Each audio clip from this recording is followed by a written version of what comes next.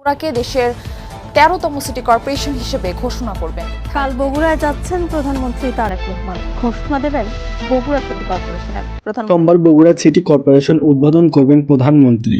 দীর্ঘদিনের প্রতীক্ষার অবসান ঘটিয়ে অবশেষে সোমবার 20 এপ্রিল প্রধানমন্ত্রী তারেক রহমান বগুড়ায় গিয়ে আনুষ্ঠানিকভাবে বগুড়া সিটি কর্পোরেশন উদ্বোধন করবেন। এর আগে প্রধানমন্ত্রী তারেক রহমান প্রোটোকল অফিসার উজ্জ্বল হোসেন বরাত দিয়ে প্রধানমন্ত্রী কার্যালয় থেকে পাঠানো শপথসূচিতে উল্লেখ করা হয়, সোমবার 20 এপ্রিল বেলা 11টায় প্রধানমন্ত্রী বগুড়া সিটি কর্পোরেশনের আনুষ্ঠানিক উদ্বোধন ঘোষণা করবেন। অন্তর্বর্তীকালীন সরকার ক্ষমতায় আসলে বগুড়ার তৎকালীন জেলা প্রশাসক ডিসি আফরোজা বগুড়াকে সিটি কর্পোরেশন করার প্রস্তাব দেয়।